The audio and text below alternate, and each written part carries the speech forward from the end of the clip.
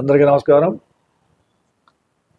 ఈరోజు మన కాంగ్రెస్ పార్టీ ఆధ్వర్యంలో జరుగుతున్న మీడియా సమావేశం చేసిన విలేకరులకు ప్రత్యేకంగా అభినందనలు తెలియజేస్తున్నాను. ఈరోజు ప్రధాన విషయం ఏంటంటే, రాష్ట్రంలో జరుగుతున్న సర్వేల వ్యవస్థ ప్రక్షాళన కోసం కాంగ్రెస్ పార్టీ డిమాండ్ చేస్తుంది. రాష్ట్రంలో ఉన్న సర్వేల వ్యవస్థ ప్రక్షాళన కోసం కాంగ్రెస్ పార్టీ డిమాండ్ చేస్తుంది. ఎందుకంటే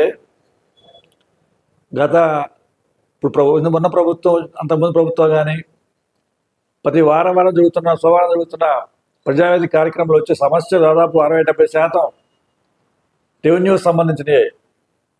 ప్రజావేదిక వచ్చే సమస్యలు 60-70% రెవెన్యూ సంబంధించిన. రెవెన్యూలు ముఖ్యంగా స్థలాల గురించి, పట్టాల గురించి, పట్టాదారు పుస్తకాల గురించి ఇలా జరుగుతున్న సమస్యలే. వీటికి ప్రధాన కారణం సర్వేలు సక్రమంగా పనిచేయకపోవడమే. సర్వేలు సక్రమంగా పనిచేయబడడం ప్రధాన కారణంగా భావిస్తున్నాం. కాబట్టి ఈ వ్యవస్థను ప్రక్షాళన చేయవలసిన అవసరం ఎంతైనా ఉంది. దీంతో పాటు ప్రక్షాళన అంటే మా ఉద్దేశం వాళ్ళు సక్రమంగా పనిచేయడంతో పాటు కొత్తగా అవసరమైన సర్వేలు మనంతా నిర్మించుకునే అవసరం అంతా ఉంది. లేకపోతే ఎక్కడికి వచ్చి వాళ్ళు అంతానే ఉంటుంది. ప్రజా సమస్యలు అంతా పెరిగిపోతూ ఉంటాయి, కుప్పలు తప్పలుగా పెరిగిపోతుంటాయి. అసలు సర్వే వ్యవస్థ ఎవరి నియంత్రణ ఉందో అర్థం కావట్లేదు. తహసీల్దార్కి సర్వే వ్యవస్థ మీద ఏమన్నా నియంత్రణ ఉందా లేదా అని అనుమానం కలుగుతుంది ప్రజలకు కూడా.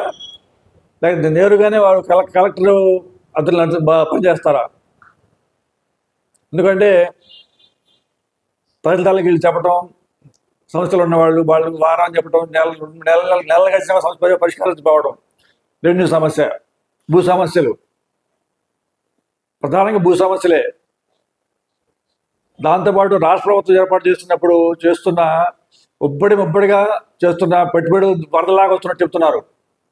పెట్టుబడి వరదలు రావాలంటే పారిశ్రామికవేత్తలు రావాలి, వాళ్ళకి భూములు ఇవ్వాలంటే ఎక్కడ చేస్తారు? కాబట్టి సర్వే వ్యవస్థ ప్రక్షాళన చేయకుండా మీరు ఏ పని చేయలేరు. దాన్ని సమస్యను మరింత పెంచుకుంటూ పోవడమే.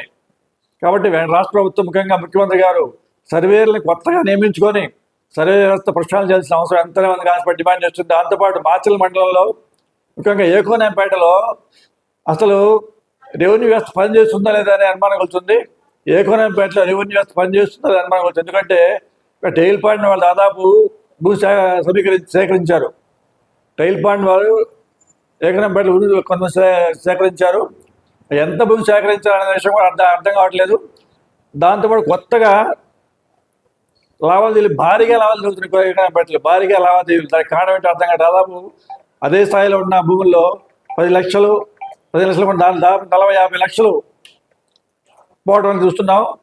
దాంతోపాటు చెప్పడం ఏంటంటే హైదరాబాద్ నుంచి వాళ్ళు సినిమాలు వస్తున్నారని, దాంతోపాటు రియల్ ఎస్టేట్లు వస్తున్నారని, దాంతోపాటు సెలబ్రిటీలు వస్తున్నారని చెప్తున్నారు.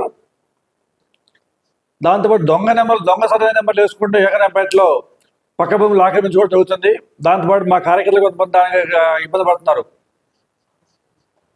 ఏకనేంపేటలో మా కార్యకర్తలు కొంతమంది చాలా ఇబ్బంది పడుతున్నారు. కాబట్టి ఏకనేంపేటలో ఏం జరుగుతుందో విషయం ప్రజలకు తెలియవలసిన అవసరం ఎంతైనా ఉంది.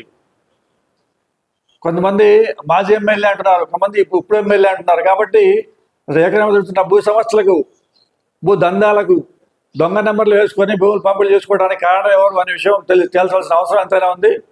కాబట్టి స్థానిక ఎమ్మెల్యే గారు వెంటనే స్పందించి ఏకనేంపేట జరుగుతున్న భూదందాలను కూడా ప్రత్యేక పర్యవేక్షించాల్సిన అవసరం ఎంత డిమాండ్ చేస్తున్నాం. లేకపోతే రాబోయే 3 నెలల్లో ఈ సమస్య పరిష్కారం కాకపోతే కాంగ్రెస్ పక్షాన ఎంఆర్ ఆఫీస్ ముట్టడి చేస్తామని తెలియజేస్తున్నాం.